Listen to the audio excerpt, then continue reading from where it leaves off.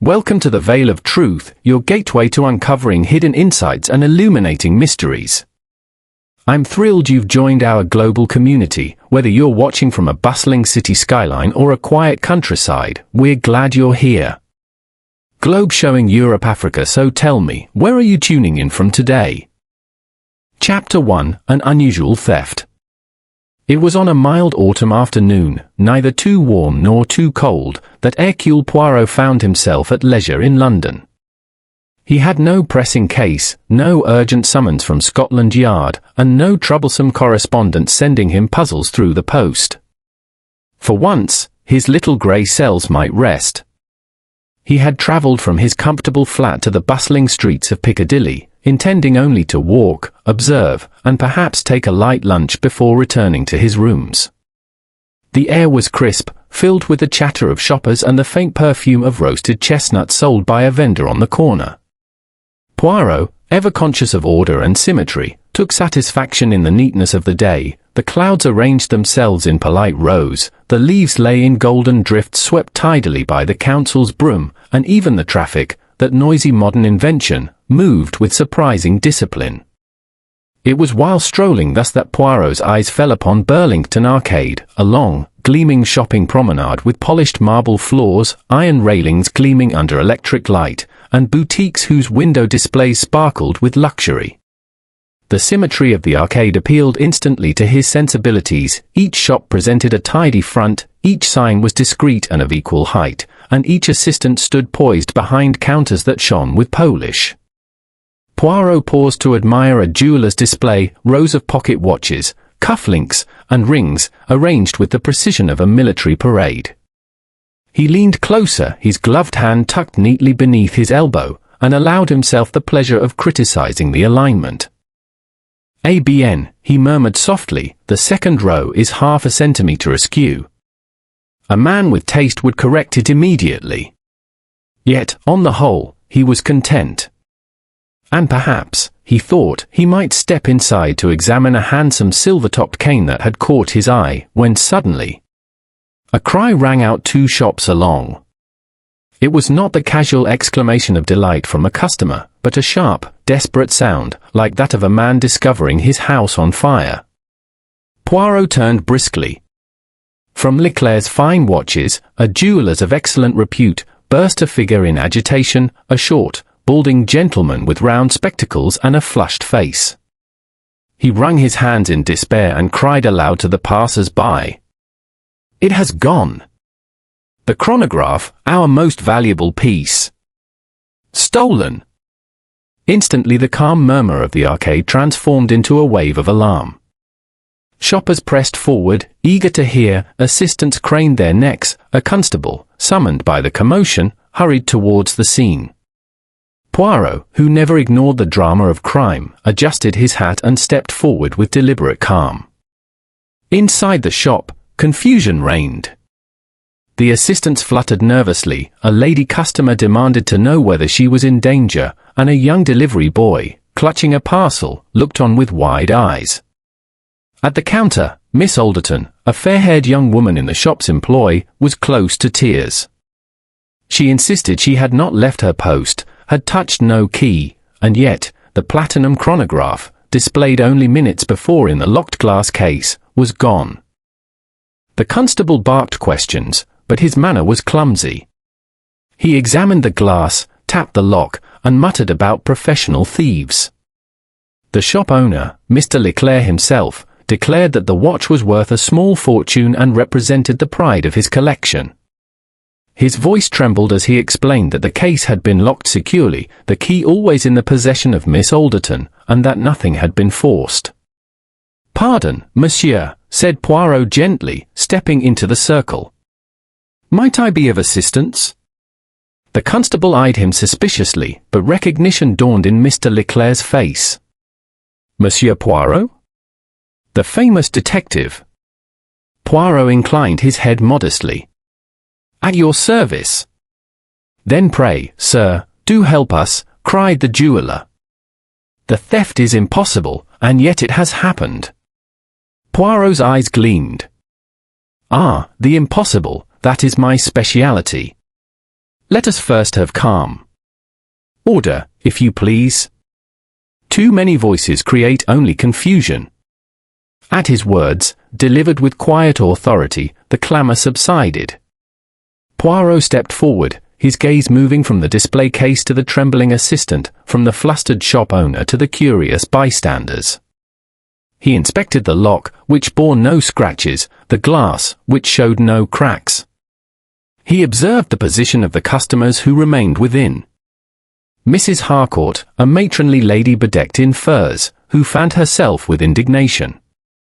Mr. Blunt, a solicitor waiting for his repaired timepiece, whose expression was one of bored irritation rather than alarm. The delivery boy, thin and red-cheeked, who clutched his parcels with nervous fingers. And Mr. Grady, the shop's security guard, tall and quiet in his uniform, who stood aside as though hoping to fade into the wallpaper. Poirot nodded slowly. So, we have here a theft from a locked case, without the key being removed, and in full view of for customers. A theft, moreover, of an object not easily concealed. Très intéressant. Mrs. Harcourt sniffed. Really, it is disgraceful. I demand my handbag be examined at once, so there can be no suspicion. The constable reached forward eagerly, but Poirot raised a hand. None, madam. There is no need for haste. A true thief does not yield so easily. Let us proceed with method. Poirot asked Miss Alderton to describe the moment she noticed the loss. Through trembling lips she explained, she had been attending to Mrs. Harcourt, showing her a silver wristwatch, when the lady exclaimed, "How exquisite!" And only then did she glance back and see the space where the chronograph should have been. "Ah," said Poirot softly, "a distraction." "Always, there is a distraction." He bent closer to the glass. A faint smudge, barely visible, lay upon the corner nearest the guard's position. A detail, perhaps trivial, but Poirot stored it carefully in his orderly mind. Straightening, he turned his gaze on those present. His eyes, sharp and penetrating, lingered a fraction longer on Mr. Grady, who avoided his look. Then he stepped back, twirled his moustache, and smiled faintly. "Messieurs, mesdames, the thief is among us, of that I am sure. And though he hides well, he cannot escape the little grey cells of Hercule Poirot. For now, let us allow the police their duty. But I shall remain. This puzzle, it pleases me." And with that, while others muttered in consternation and protest, Poirot stood calm, immaculate, already seeing in his mind's eye the delicate threads of deception beginning to unravel. Chapter 2. The Locked Display. The little shop of Leclerc's fine watches was in a state of agitation. Customers who had been browsing now stood frozen, as though uncertain whether to leave or remain to defend their innocence. Assistants whispered in nervous tones. And poor Mr. Leclerc himself, pink-faced and perspiring, alternated between wringing his hands and mopping his forehead with a handkerchief that seemed unequal to the task. Poirot, however, remained serenely composed. He approached the glass display case where the platinum chronograph had been housed. His steps were neat, his posture immaculate, his moustaches twitching with the faintest air of curiosity. The constable already stood there, bending over the case with a heavy frown. "No signs of forced entry," muttered the constable. "The lock's as good as new." "Just so," Poirot replied, peering closely. "And the glass? No cracks, no cunning substitution?" "None." He tapped it lightly with his gloved knuckle, producing a clean ring of sound. "It is intact." He crouched slightly, his eyes narrowing to examine the lock. The keyhole was unscarred, free of scratches. The thief, if thief there is, did not use violence. He used finesse. Poirot straightened. And finesse leaves its trace in the psychology, if not in the mechanics. Miss Alderton, the young assistant, was summoned to his side. She looked pale, her hands trembling as she held the chain from which the small brass key dangled. You are certain, mademoiselle, that you never let it leave your possession? Poirot asked gently. Quite certain, sir. It is always with me. I checked the case this morning. I checked it not 10 minutes before the theft. And you, yourself, opened it? Yes. To dust the display. Then I locked it again. Poirot nodded gravely. Bon. You are faithful to your duty. But someone clever, has played a trick. The constable scratched his head. Could be some kind of duplicate key, sir. These professional thieves, they can manage such things. Poirot's eyebrows rose. Always, the police think of professional thieves. But let us not forget, when something vanishes from a locked room, it is usually not an outsider, but someone already within. The constable frowned at this, clearly uncomfortable. Mr. Leclerc, however, seized on Poirot's words with relief. Yes, yes. It must be so. One of the customers, he swung a furious gaze at those present. Poirot raised a hand. Patience, monsieur. We do not accuse without order. Let us observe. He turned now to the group of four who remained, Mrs. Harcourt, fanning herself indignantly, Mr. Blunt, who looked sour and inconvenienced, the delivery boy, pale and anxious, and the silent figure of Mr. Grady, the security guard, who stood stiffly near the door. Poirot regarded them one by one. Madam, he said to Mrs. Harcourt, you were admiring a watch. Yes, a silver one. Though I cannot think how I can continue shopping under such circumstances. I did exclaim, naturally, it was a lovely piece, and at that very moment, I gather, the theft occurred. Poirot inclined his head. Just so. And in your exclamation, Mademoiselle Alderton looked away from the case. Mrs. Harcourt flushed. I resent the implication that my admiration was in any way improper. Not improper, madam. Merely convenient. Poirot moved on.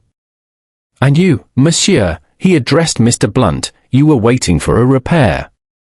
Yes, replied the solicitor curtly.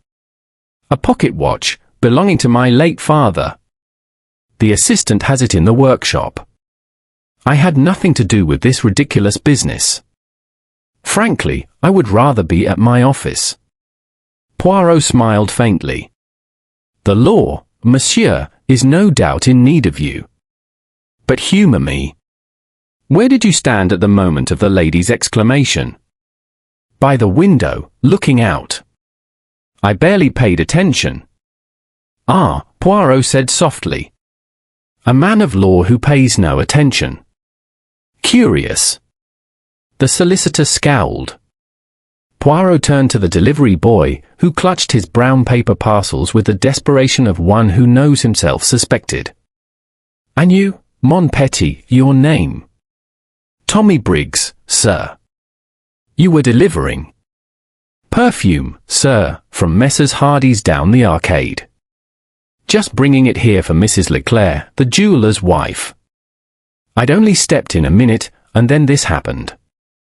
I've not touched nothing, sir, I swear. Poirot nodded kindly. I do not accuse you, Tommy. But I observe your hands, they tremble. Fear, perhaps? Or guilt? Fear, sir, whispered the boy. The constable kept glaring at me. Poirot patted his shoulder lightly. Courage, mon enfant. Lastly, Poirot turned to the guard. Mr. Grady stood upright, his cap pulled low, his expression unreadable. And you, Monsieur le Garde? You were in the shop the whole time? Yes, sir, the man replied in a low voice. Watching, as is my duty. Watching? Poirot's eyes sharpened. And yet you saw nothing. The guard's mouth tightened. No, sir. Nothing. Just the lady crying out and everyone turning. Nothing at all. Poirot pressed. No, sir. Poirot's gaze lingered on him a moment longer, then shifted away. Very well. The detective then stepped back, drawing the group into a loose semicircle. Mesdames, messieurs, you see our situation. The watch is gone, but no one has left. The lock is intact, the key unused. Therefore, the theft must have occurred under the very noses of us all. In such matters, the truth lies not in the hands, but in the minds. One of you has thought with cunning.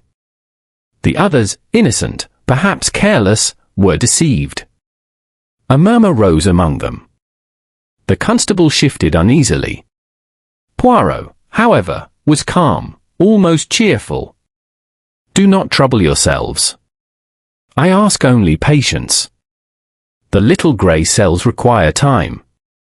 Already, I see one or two things that are, how shall we say, are not as they should be.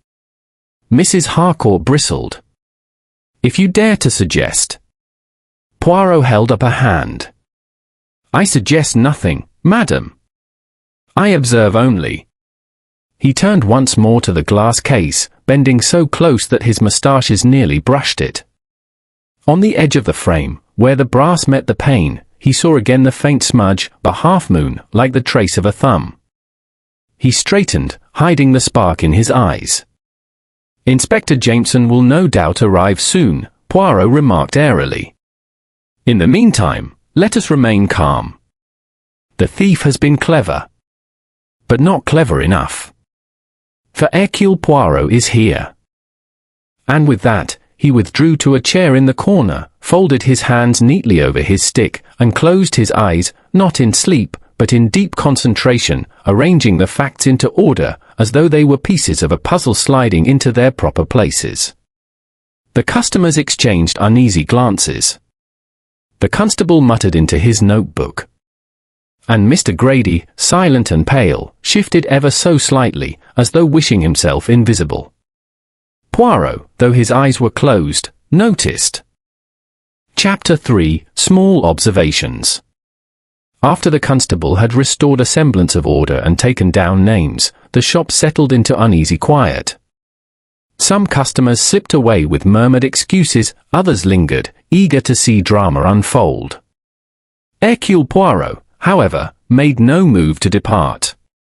Instead, he adjusted his hat, straightened his cuffs, and announced with calm authority. Messieurs et mesdames, I shall return shortly. For the present, it is the observations that interest me. One does not solve a theft by waving the arms or rushing about like the good constable. One observes, one reflects. Voila.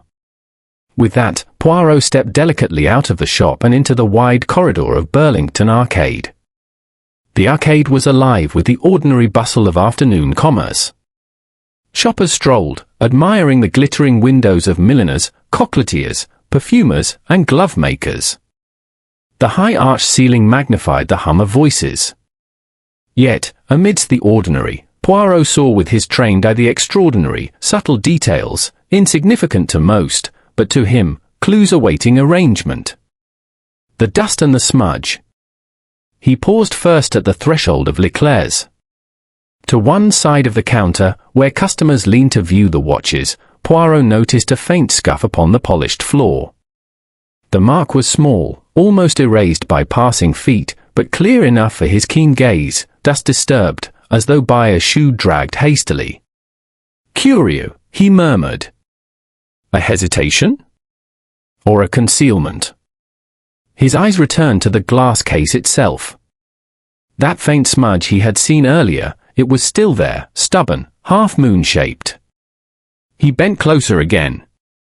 Not a greasy fingerprint, but something subtler, perhaps Polish, or a trace of glove leather. ABN, the thief has touched, but with what? Not the naked finger. None. Gloves, perhaps. The trace is delicate, deliberate. This thief, he is careful. Poirot smiled to himself, a small, satisfied smile. The nervous guard. Next, his gaze followed the tall figure of Mr. Grady, the security guard, who now lingered by the shop door. Others might have dismissed the man as dull and unremarkable. Indeed, that was the very impression he seemed eager to convey. But Poirot was not deceived. He watched as Grady shifted his weight from one foot to another, as though unable to stand easily. His hand, gloved in black leather, strayed often to the seam of his uniform pocket, tugging, adjusting, almost protectively. Poirot, though he did not yet permit himself to form conclusions, raised a mental eyebrow. When a man guards his own pocket more than the goods of the shop, it is worthy of note. Yet he said nothing aloud.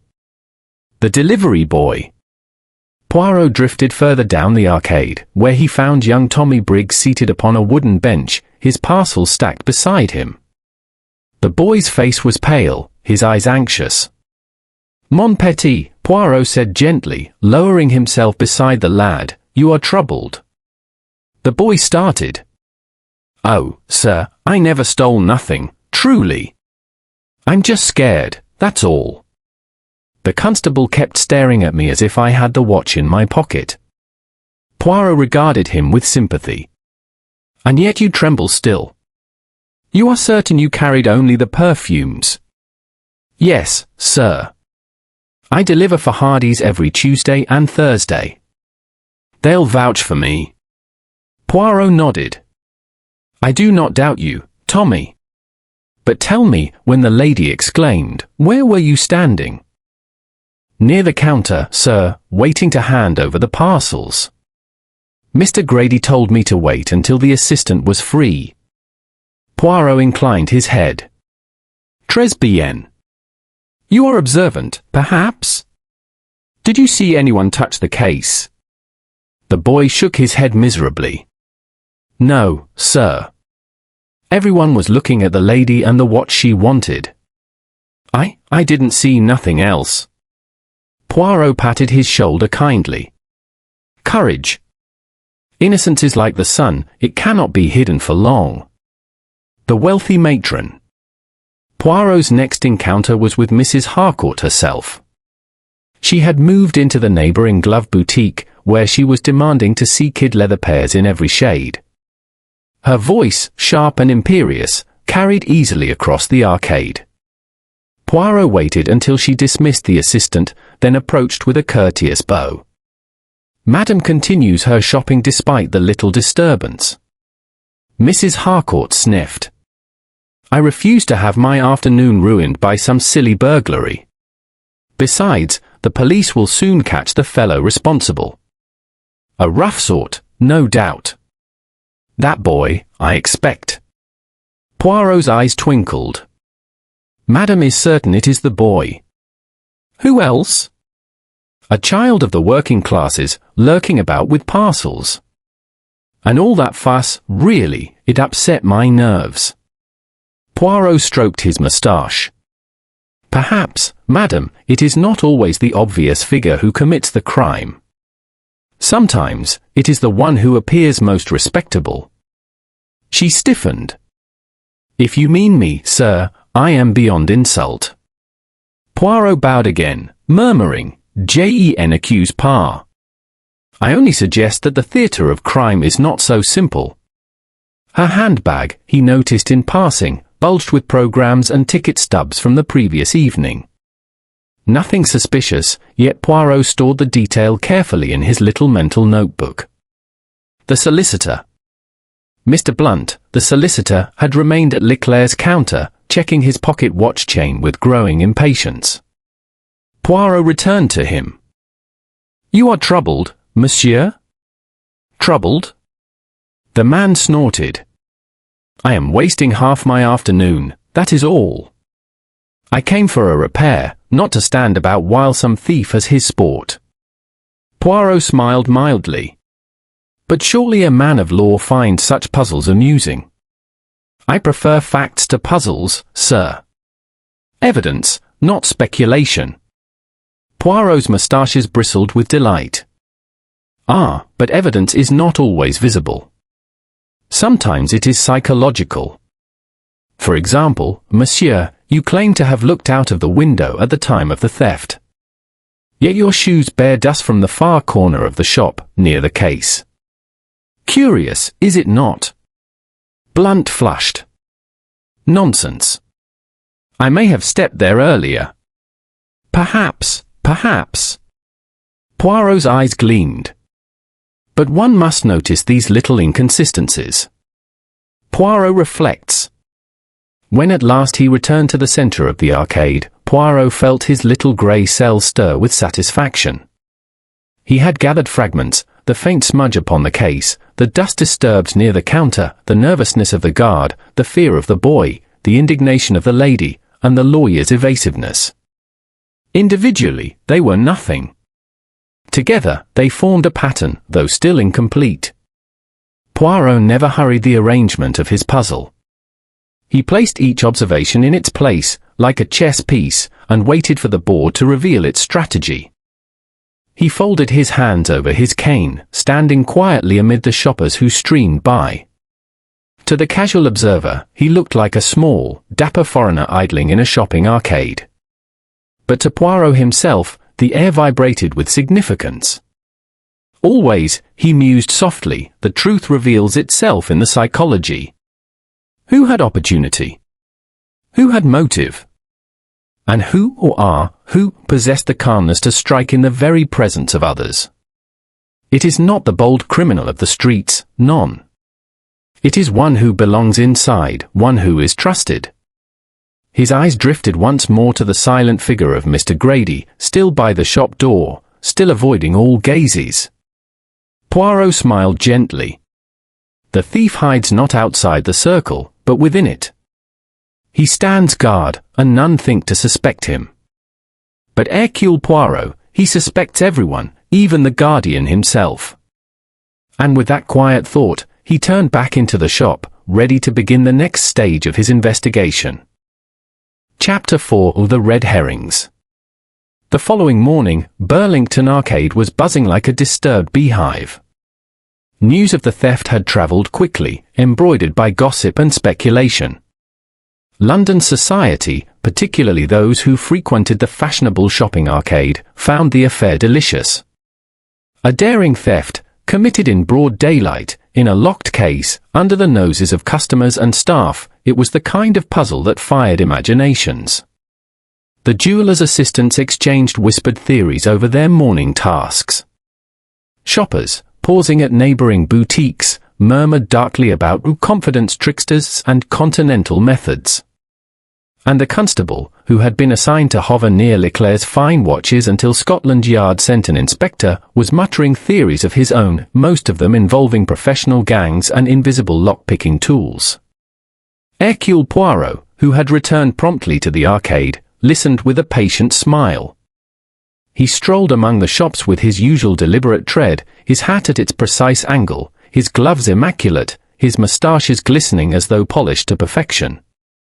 Rumour, he murmured to himself, is the enemy of order. It scatters the facts, it clouds the little grey cells. But one must attend, all the same. Even a rumour, like a weed, may grow from a seed of truth. Suspicion of the boy. The first rumour to reach Poirot's ears concerned young Tommy Briggs, the delivery boy. Two shop girls from a glove boutique confided eagerly to one another, not realizing the detective was near. They say it was that boy, always hanging about with parcels, pretending to wait. Of course it was. Boys are nimble-fingered. He could slip the watch in his satchel and no one be the wiser. And with that pale face of his, guilt written all over it. Poirot cleared his throat delicately, and the girls started, colouring at being overheard. He inclined his head with courtly grace. "Mademoiselle, you think the boy guilty?" They giggled nervously. "Well, everyone says so, sir." Poirot raised his brows. "And since when does everyone, as a collective, employ the little grey cells?" "None, mademoiselle, it is not enough that the face is pale. Fear may come from innocence as well as guilt." He left them blushing and bewildered. Yet the rumour spread all the same, and by noon half the arcade believed Tommy the culprit. "Poirot, meanwhile, sought the boy out. He found him at Hardy's Perfumery, dutifully fetching another consignment for delivery. The boy looked miserable. "They're all saying I did it, sir," Tommy muttered. "But I didn't. I've never stolen so much as a sweet." Poirot studied him closely. His eyes were watery with anxiety, his movements jerky with youthful clumsiness. No sign of calculation, no air of hidden triumph. "Courage, mon petit," Poirot said kindly. "It is the lot of the innocent to be suspected, while the guilty man smiles. Take heart. Truth will prevail." Suspicion of the lady. If suspicion clung to the boy through gossip, it attached itself to Mrs. Harcourt through whispered logic. Several regular patrons of the arcade, when pressed by the constable, recalled how she had exclaimed loudly at the display. They whispered that it was a cover, a way to distract the assistant while her well-gloved hand slipped a watch into her expensive handbag. "She's wealthy enough to conceal it," said one elderly gentleman with relish. A rich woman never arouses suspicion, but wealth is no guarantee of honesty. Poirot overheard these remarks and allowed himself a delicate smile. Always, he thought, the world suspects the extremes, the poor boy, because he is vulnerable, the wealthy lady, because she is privileged. But true crime, it does not always follow the theatre of appearances. Nevertheless, he sought out Mrs. Harcourt that very afternoon. She was at a cafe nearby, sipping tea with a disdainful air. Her fur spilled luxuriously over the chair, and her handbag rested prominently upon the table. "Ah, madam," Poirot greeted, bowing with courtesy. "You permit that I join you?" She pursed her lips but inclined her head. "If you must. I suppose you are still conducting your inquiries." "Indeed. I have come to ask about your exclamation. You said the silver watch was exquisite, yes?" "I did. It was." Poirot leaned slightly closer. "It is curious, madam. One exclamation, one distraction, and the chronograph is gone. A coincidence, perhaps too neat, eh?" Her cheeks colored. "Are you suggesting?" Non. I suggest nothing. But I observe, madam, that coincidence often hides intent." She snapped her handbag shut with a click. "You will find nothing there. You may search it, if you please." Poirot inclined his head. "Madam is most obliging. Yet it is not the handbag that interests me, but the psychology. A lady of your position, would she risk public disgrace for the sake of theft? It is possible, but not probable. An Hercule Poirot, he weighs probabilities carefully." Mrs. Harcourt sniffed. "Then perhaps you will leave me to my tea."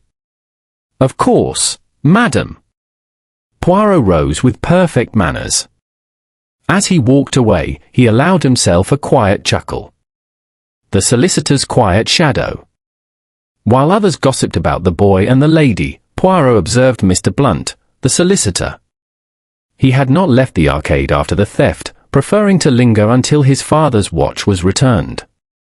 Yet his manner was odd. He was not alarmed, nor visibly resentful, rather, he was restless, pacing between shops, checking his pocket watch chain again and again as though testing its strength. Poirot drifted near and spoke softly. "You are troubled, monsieur?" Blunt started. "No more than any man detained against his will. I have clients waiting." Poirot tilted his head. "And yet you remain." "I told you, I am waiting for my repair." Poirot's moustaches quivered. "Indeed. And when you wait, you pace. You do not stand still. Why? Is it nerves?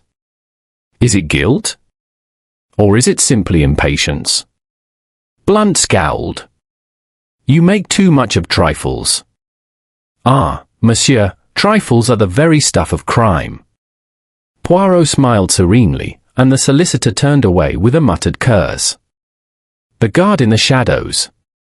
Of all those present, only one seemed to escape rumour, Mr. Grady, the security guard. He was a fixture of the arcade, after all, employed precisely to prevent theft. Customers glanced at him, but dismissed him. Who suspects the guard? Poirot did. He watched as Grady moved about the arcade, speaking little, answering questions with curt nods. His face was pale, his lips pressed thin. He kept to the edges of the crowd, never volunteering information, never inserting himself into the speculation. And yet, Poirot noted, the man's eyes flickered whenever the missing chronograph was mentioned, a tiny movement swiftly masked. His gloved hand strayed again and again to his pocket, as if by instinct. To hide in plain sight, Poirot thought, requires discipline. And yet the body betrays what the mind conceals. Poirot's reflections. By late afternoon, the arcade had settled back into its ordinary routine. Shoppers purchased gloves, perfumes, and sweets, assistants polished counters and arranged displays. Outwardly, calm had returned. Inwardly, suspicion smouldered like a concealed fire. The boy was whispered guilty. The lady was privately accused. The solicitor was viewed with distrust. And the guard, ignored. Poirot, leaning on his cane, considered it all. Red herrings, everywhere, he mused. Each suspect has a shadow of doubt, but shadows are not substance. The true thief, he is clever. He lets the crowd accuse the obvious. He waits in silence, unseen. But already, I begin to glimpse the truth. Soon, a little trap, and he will betray himself. Poirot smiled, serene as ever. To others, the case was confusion. To him, it was the beginning of order. Chapter 5, Poirot sets a trap. By the next morning, the matter of the vanished chronograph had grown too large to ignore. Inspector Jameson from Scotland Yard had arrived to take charge, brisk and capable, though a trifle impatient with subtleties. He had spoken with the jeweller, taken down the constable's notes, and grunted skeptically at Poirot's observations. "All very well, sir," Jameson said in his clipped voice, "but what we need is evidence. Evidence you can hold in your hand. Without it, we've nothing." Poirot, unperturbed, tapped his temple lightly. Evidence, mon cher inspector, is not always a matter of the hands. It is here, in the head, in the psychology. Permit me my little experiment, and I promise you, the evidence will follow. Jameson raised his brows. An experiment. Poirot's eyes gleamed. "Oh, we must repeat the crime, exactly as it occurred. A reconstruction, n'est-ce pas? Place each person where they stood, repeat each movement, and see what happens. For when men reenact their guilt, they cannot help but betray themselves." Jameson hesitated, then gave a reluctant nod. "Very well, Poirot. But keep it orderly." Gathering the players. That afternoon, Poirot summoned all who had been present during the theft. Mrs. Harcourt arrived first, bristling with indignation but drawn by curiosity. "Really, this is most irregular," she declared, settling her furs with a dramatic flourish. "To be treated like a common suspect." Next came Mr. Blunt, the solicitor, looking sour and muttering about wasted time. "I've a case in chambers tomorrow," he grumbled. "This is absurd." Tommy Briggs appeared with a wary glance, clutching his cap nervously in his hands. He had plainly been teased by other errand boys about his supposed guilt. And lastly, Mr. Grady, the security guard, entered quietly, taking his position near the door as though it were his natural place in the world. His face was set, expressionless, his posture rigid. Poirot greeted each with elaborate courtesy. "Mesdames, messieurs, I thank you. It is not pleasant to be under suspicion, I know. But let us have order, yes? If you are innocent, then you have nothing to fear. We shall merely repeat the scene of yesterday, and perhaps, his moustaches twitched with satisfaction, the truth will reveal itself. The reconstruction begins. Poirot directed each person to stand precisely where they had been. Miss Alderton, pale but obedient, resumed her position behind the counter with the key dangling from its chain. Mrs. Harcourt stood before the case, gazing down with theatrical interest. Mr. Blunt lounged by the window, arms folded. Tommy hovered awkwardly near the counter with his imaginary parcels. And Mr. Grady, the guard, took up his post by the door. Poirot clasped his hands together. Bon. We shall now repeat the events. Madame Harcourt, you admired the silver watch and exclaimed, exactly as before, if you please. Mrs. Harcourt sniffed but complied. How exquisite, she cried, in tones of affected delight. At once Miss Alderton turned, instinctively, to retrieve the silver watch she had shown before. The others shifted as they had yesterday. Poirot, watching with the sharp eye of a hawk, noted each gesture. Mr. Blunt rolled his eyes with impatience, yet his gaze flickered toward the display. Tommy shuffled his feet, trying to stay out of the way. Mrs. Harcourt adjusted her handbag. And Mr. Grady, ah! Poirot saw it, the faintest movement of his hand toward his pocket, as though by reflex. Poirot's lips curved in satisfaction. Poirot instructs further. Encore! Poirot commanded. We must be thorough. Again, madam, your exclamation. Mrs. Harcourt obliged with a sigh. How exquisite! Again, the same chain of actions. And again, Poirot's eyes did not leave the guard. This time, Mr. Grady caught himself halfway, his hand hovering before he folded it stiffly behind his back. His expression remained blank, but a sheen of perspiration glistened faintly at his temple. Poirot clapped his hands. Très bien. You see, Miss Amos, how simple it is to reproduce the moment. Each of you performs without thought what you did before. The innocent repeat unconsciously. The guilty, they hesitate. They betray themselves. A murmur rippled through the group. Tommy glanced fearfully at the guard, Mrs. Harcourt sniffed with satisfaction, and Mr. Blunt narrowed his eyes. Inspector Jameson leaned close to Poirot. Well? You've seen something? Poirot twirled a moustache. I have seen enough. But patience, mon ami. The fruit must ripen before we pluck it. The guard's unease. Poirot let the reconstruction continue with small variations. He asked Mr. Blunt to step forward as though examining the chain of his watch, Tommy to shuffle his parcels again, and Mrs. Harcourt to exclaim yet once more. Each time, Poirot's eyes returned to Mr. Grady. The guard grew visibly more uncomfortable. He shifted his weight, glanced at the door as though calculating escape, and clenched his hands until the leather gloves creaked. Yet he spoke not a word. Poirot addressed him suddenly. Monsieur Grady, you see everything, yes? As the guard, it is your duty. Yes, sir, Grady replied, his voice low. And yet, Poirot said softly, you remember nothing of yesterday? You saw nothing? You heard nothing but the lady's voice. That's right, sir. Poirot's eyes gleamed. A curious guard, who guards without observing. One must ask oneself, why so blind? Grady said nothing, but his jaw tightened. Planting doubt.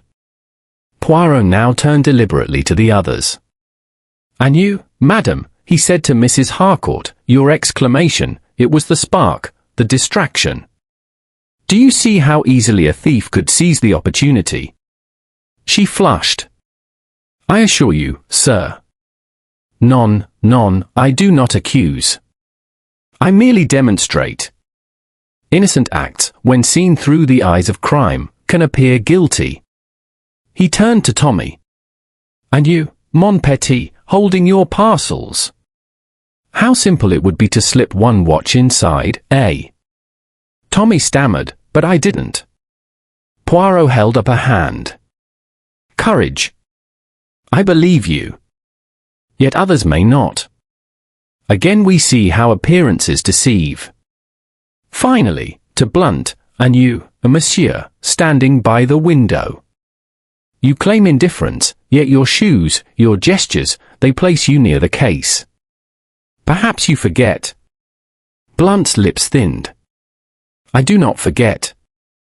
Poirot spread his hands. Voila! Each of you may seem guilty. But only one is guilty. Which? That is the question. He let the words hang, heavy with suggestion. Poirot's quiet triumph. The reconstruction concluded, and Inspector Jameson dismissed the group with instructions to remain available. As they departed, Poirot remained by the case, gazing thoughtfully at the empty space where the chronograph had lain. Jameson joined him. Well, Poirot? You think the guard, eh? I saw you watching him. Poirot smiled faintly. The little grey cells whisper to me, yes. But whispers are not enough for the law.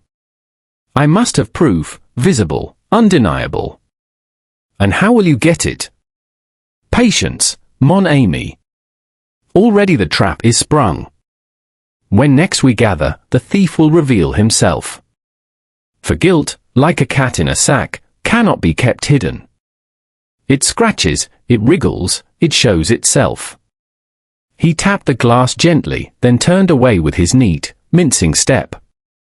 His eyes shone with quiet certainty. The net was closing, though none yet knew it. Chapter 6: The Silent Guard. The reconstruction lingered in everyone's minds like a faint perfume that would not dissipate. For most, it had been nothing more than a tedious repetition of gestures. But to Hercule Poirot, the smallest tremors had been as revealing as the crack in a porcelain vase. He had seen enough to know where to press, and when to wait. By the next morning, the arcade had resumed its usual trade, though beneath the surface of polished counters and smiling attendants, there lay a restless unease. Shoppers lingered by the jeweller's case as though expecting some miracle return of the missing chronograph. Staff cast wary glances at one another. And Mr. Grady, the security guard, kept his station with even greater stiffness than before, his eyes fixed straight ahead, his jaw clenched, his lips bloodless. Poirot observed him discreetly from a café table opposite the jeweller's. He sipped his coffee with slow enjoyment, his gaze seemingly fixed upon nothing more interesting than the foam on his saucer. In truth, he watched Grady's every movement, every flicker of the eye, every twitch of the hand. The silence, it is dangerous, Poirot mused to himself. When a man does not speak, the silence speaks for him. Poirot approaches the guard. Rising at last, Poirot strolled across the tiled floor and presented himself before Grady with a little bow. Bonjour, monsieur. You work too hard, I think. Always standing, always watching. It is wearying, no. Grady shifted uncomfortably. Just doing my duty, sir. Mais oui, the duty. And such a duty. To see everything, to miss nothing. A noble task. Poirot tilted his head, his moustaches twitching. And yet, it is curious. When the watch was stolen, you saw a nothing. How do you explain this, monsieur? The guard's jaw tightened. If I'd seen anything, I'd have stopped it. That's my job. Poirot nodded thoughtfully. It is true. And yet, permit me an observation. Sometimes, a man does not see because he does not look. And sometimes, because he looks too closely at the wrong thing. Grady's eyes narrowed. What are you getting at? Poirot spread his hands innocently. I get at nothing. I ask only the questions. It is the answers that trouble me. Grady muttered something inaudible and turned away. Poirot left him, but in his mind, the man's unease had already spoken volumes. Conversations with others. Poirot did not confine himself to the guard alone. He drifted through the arcade, pausing to speak with each of the other suspects once more, not to clear or condemn, but to stir the pot of suspicion. Mrs. Harcourt, resplendent as ever, was fingering silk scarves in a haberdashery. "Ah, madam," Poirot greeted smoothly, "you shine like a jewel among these silks." She arched a brow. "And do you come to accuse me again, Monsieur Poirot?" Non. I come only to remark upon courage. It takes courage, does it not, to endure suspicion without faltering? Some might crumble under it. Some might protest too much. But you, madam, you are calm. Almost too calm. Mrs. Harcourt gave a disdainful sniff. When one is innocent, one has nothing to fear. Poirot bowed slightly. Or perhaps, when one is guilty, one hides the fear too well. Who can say? He left her fuming, and moved on. Mr. Blunt, meanwhile, was in conversation with a bookseller. Poirot interrupted politely. "Ah, monsieur, still waiting for your repair? You are a man of patience." Blunt scowled. "I've had quite enough of this circus. If that watch of mine isn't returned, I shall demand compensation." Compensation, yes, Poirot mused. Money for the loss of money. A curious circle, is it not? And tell me, monsieur, do you always pay so much when you are impatient? Blunt glared. I pace because I am irritated. Must you analyze every step I take? Mais bien, sir, Poirot replied lightly. Every step tells a story. The boy's confession of fear. Later, Poirot found Tommy Briggs slumped on a bench near the arcade's entrance, his cap pulled low. The boy looked close to tears. They won't stop saying it was me, Tommy muttered when Poirot approached. I swear, sir, I didn't take nothing. I wouldn't dare. Poirot sat beside him, folding his gloved hands neatly. Courage, mon petit. I do not think you the thief. But tell me, when the lady exclaimed, what did you see? Tommy hesitated. I dunno. Everyone moved a bit. The lady bent down, the assistant turned round, the gentleman by the window looked over. And he stopped. And? Poirot pressed gently. Tommy bit his lip. It might mean nothing, sir. But I thought Mr. Grady moved his hand, like he was going for his pocket. But then I thought, well, he's the guard, he wouldn't. Poirot's eyes glowed. Très intéressant. Sometimes the eyes of the young see what the eyes of habit overlook. He patted the boy's shoulder kindly and rose. Poirot's silent watch. That evening, Poirot lingered in the arcade longer than usual, standing near the jeweller's as if admiring the displays.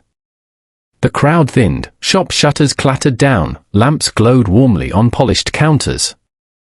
Grady remained by the door, as always, silent and motionless. But Poirot saw the tension in his stance, the tautness of a man carrying a weight unseen. The detective folded his arms and studied him openly at last. Minutes ticked by, heavy with unspoken challenge. Grady's face remained impassive, but his hand twitched again toward his pocket. Poirot stepped closer, his voice very soft. Monsieur, the silence, it grows louder each day. Soon, it will break. You will speak, or your actions will speak for you. Grady's lips parted, then closed again. His eyes flicked away. He said nothing. Poirot gave a small, satisfied nod. The trap was tightening. Poirot reflects. Later, in his comfortable lodgings, Poirot prepared his evening tisane and arranged his slippers neatly by the fire. His mind replayed the day's events with perfect clarity. Madame Harcourt, too dramatic, she seeks attention, not risk. Monsieur Blunt, too blunt, he shows irritation, not cunning. The boy, innocent, frightened. None, the guilt lies elsewhere. The guard, it is he. Always silent, always watchful, yet in the crucial moment, blind. Why? Because his eyes were not on the thief, but on his own hands. He had already acted. Ah, but the proof, the proof. Where is the watch? Poirot sipped his tisane and smiled. Patience, Hercule. Tomorrow, you will provide the stage. The curtain will rise. And then, the thief will be forced to play his part to the end. He leaned back, eyes half closed, moustaches twitching with serene satisfaction. The silent guard's time was nearly over. Chapter 7, The Gathering Storm. The summons was unexpected. Each of those caught in the net of suspicion received a neat little card, handwritten in Poirot's elegant script, inviting them to gather once more at Leclerc's fine watches at 3 o'clock sharp. Some received it with indignation. Mrs. Harcourt crumpled the note in her gloved fist. Really, this is becoming intolerable. I have better things to do than dance attendance on that foreigner's whims. Yet she arrived at the appointed hour, her pearls glistening and her chin set high. Others greeted it with weary resignation. Mr. Blunt muttered darkly to a clerk in his chambers, "If I don't get to the bottom of this circus soon, I'll see them all in court for wasting my time." But he too came, stiff and irritable, his watch chain clinking. Tommy Briggs clutched his card as though it were a reprieve from execution. "Maybe he'll clear me this time," he whispered hopefully to a sympathetic shop girl. He came early, cap in hand, anxious but determined. And finally, Mr. Grady received his summons without a flicker of expression. He folded the card once, slid it into his pocket and said nothing. But his eyes, for the briefest instant, had narrowed as if calculating. The assembly. At 3 o'clock, the little party assembled within the jeweller's shop. Miss Alderton stood behind her counter, pale and fluttering as always. Inspector Jameson was present too, summoned by Poirot to lend the weight of authority. Poirot himself stood before the glass case where the chronograph had once gleamed. He looked perfectly at ease, immaculate as ever, with his gloved hands resting lightly on his cane. "Mesdames, messieurs," he began, bowing with courtly grace, "I thank you for indulging me once more. You wonder, perhaps, why I trouble you again. It is simple, the crime is not yet solved, and I cannot rest until order is restored." Blunt gave a derisive snort. "You've had us march about like actors on a stage. If you have proof, man, let us see it. Otherwise, spare us this farce." Poirot's eyes twinkled. "Ah, but life, monsieur, is often a stage. And on the stage, each man reveals his character more than he intends. The questioning begins." Poirot turned first to Mrs. Harcourt. "Madam, you admired the silver watch. Tell us again, what drew your attention to it?" She raised her chin. "Its craftsmanship. Must I repeat myself? Mise OUI. Its craftsmanship, its beauty." And you exclaimed aloud, distracting the assistant. It was innocent, yes. But in that moment, an opportunity was born. Mrs. Harcourt's lips thinned. "Are you suggesting?" Poirot bowed slightly. "Non, madam. I merely show how suspicion clings to actions. Appearances deceive." He swung suddenly to Mr. Blunt. "And you, monsieur? You, with your pacing, your restless feet. The thief might easily have been you, eh? A step closer, a swift hand, voila, the watch is gone." Blunt's face darkened. "I'm a solicitor, not a common thief." Poirot's moustaches twitched. "And yet, appearances deceive. He faced Tommy next. "And you, mon petit? The boy with the parcels. How simple to slip one small watch among them. Who would suspect the errand boy?" Tommy's eyes widened in horror. "But sir, I didn't." Poirot patted his shoulder gently. "Courage, mon petit. I believe you. But appearances deceive." Finally, Poirot turned to the guard. He let the silence stretch so that all eyes followed his gaze. "And you, Monsieur Grady? You stood watch at the door." The eyes of all others were drawn to the case, to the assistant, to the lady. "And you saw nothing? Is it not strange, a guard who guards without seeing?" Grady's face did not move, but the tendons in his neck tightened visibly. Pressure mounts. The room grew tense, the air heavy with suspicion. Everyone shifted uneasily, glancing from one to another. Poirot allowed the discomfort to swell. Inspector Jameson cleared his throat. "Well, Poirot, you've pointed the finger at each in turn. Are you going to tell us who did it, or simply torment them all?" Poirot raised a hand. "Patience, mon cher inspector. The truth is like a fruit, it ripens slowly. If plucked too soon, it is bitter. If plucked at the right moment, delicious." He began to pace slowly before the case, speaking as though to himself. The thief was clever. He needed no tools, no force. He waited for the moment of distraction. He acted with calm, with silence. He hid not only the watch but himself, behind appearances. The wealthy lady, the restless gentleman, the errand boy, they all made movements that could be misread. But the true thief, he made the least movement of all. The silence in the room deepened. Mrs. Harcourt clutched her handbag tighter. Blunt's jaw worked with suppressed fury. Tommy swallowed hard. Grady stood motionless, eyes fixed forward. Poirot stopped abruptly and faced them all. "Already, I know who took the chronograph. Already, I see the truth. But there is one thing I still require, the thief must reveal himself, by word or by deed. And so, I wait." The reactions. The declaration struck like a thunderclap. Mrs. Harcourt gasped. "You cannot keep us in suspense like this, monsieur." Blunt barked, "This is intolerable. If you know, then speak." Tommy's eyes darted from face to face. He knows, he really knows. Only Grady remained silent, his jaw clenched, his eyes refusing to meet Poirot's. Poirot observed him with quiet satisfaction. Yes, silence. Always silence. But silence, it is a shout to those who listen closely. Poirot's calm assurance.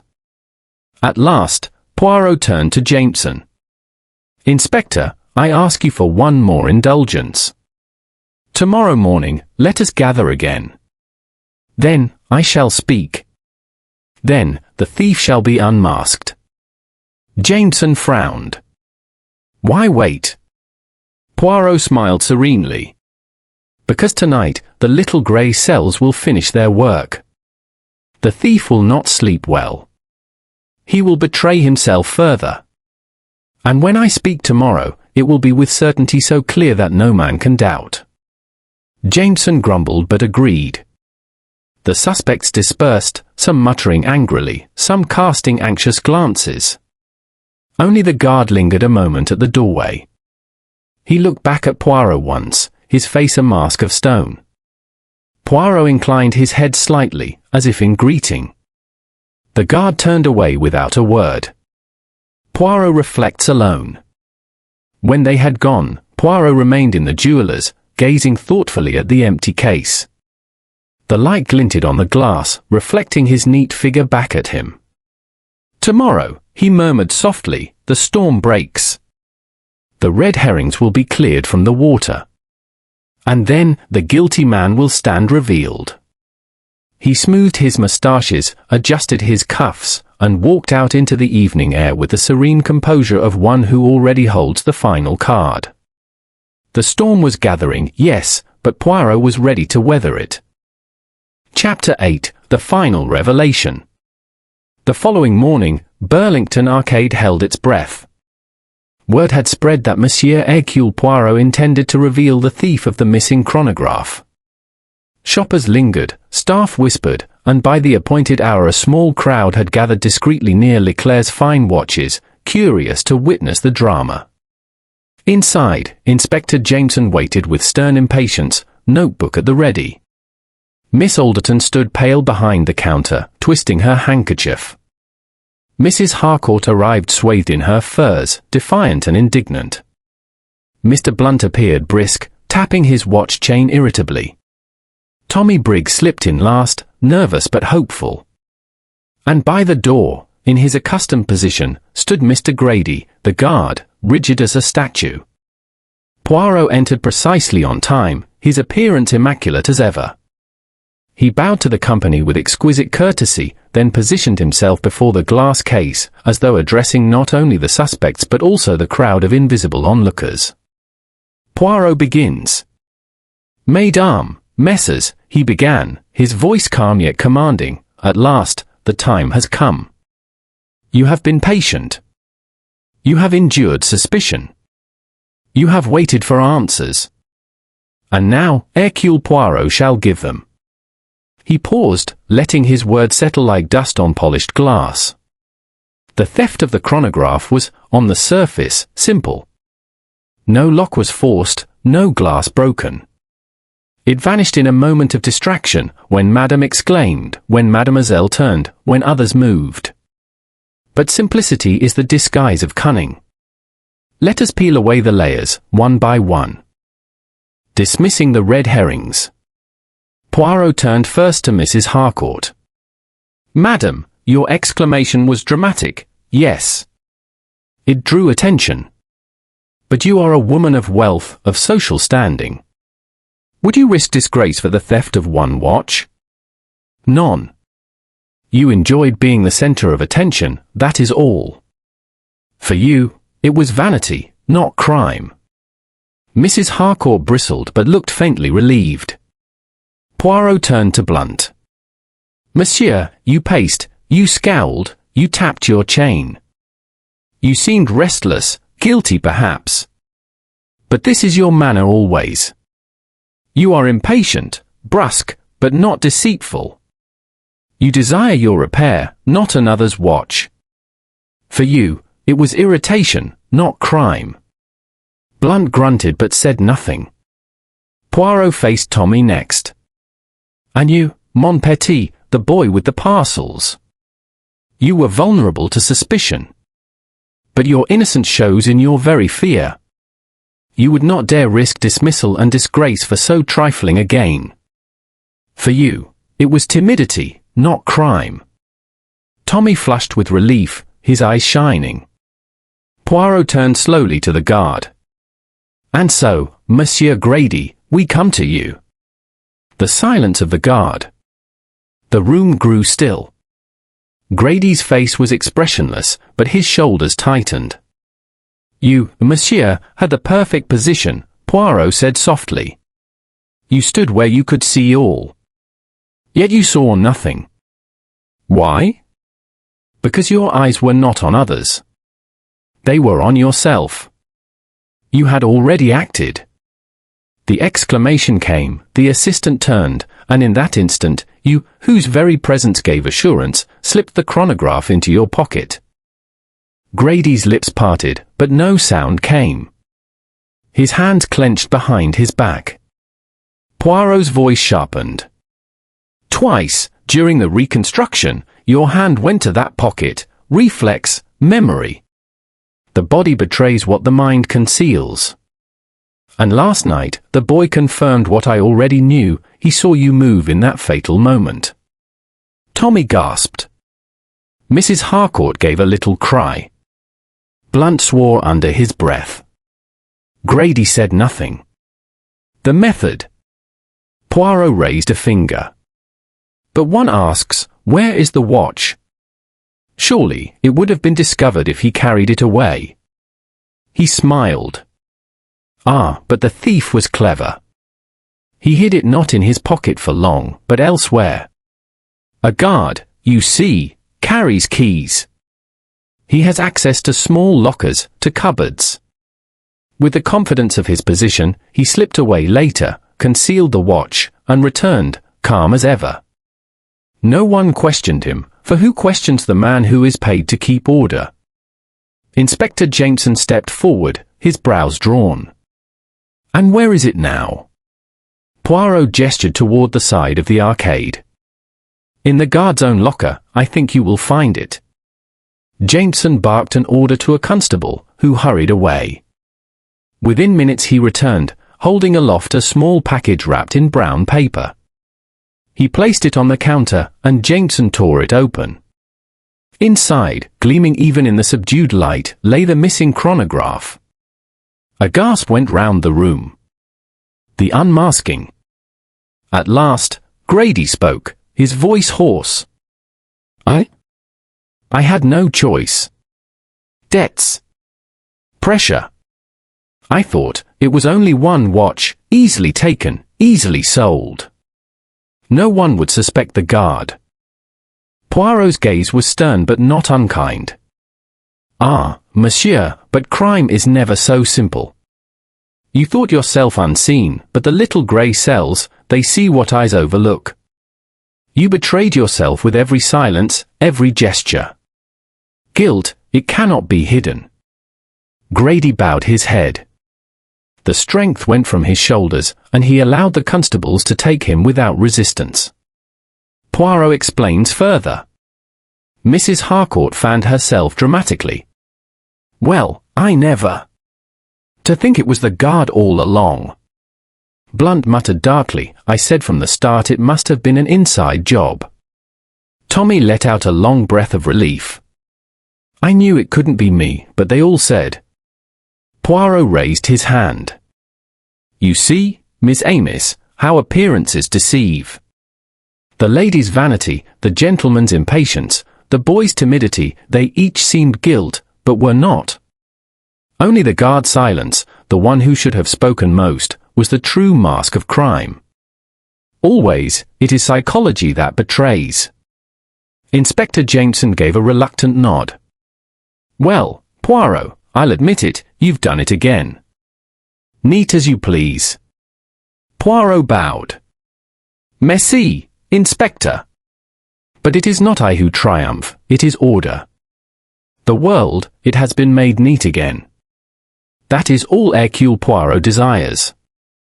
The curtain falls. The crowd outside buzzed with excitement as the constables led Grady away.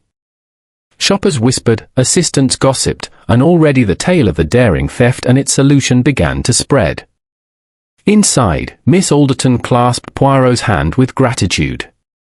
You have saved my reputation, Monsieur Poirot. I do not know how to thank you. Poirot inclined his head. You may thank me by keeping always the eyes open, mademoiselle. It is not enough to guard jewels, one must guard against appearances also. He straightened his cuffs, polished his moustaches with a delicate touch, and smiled serenely.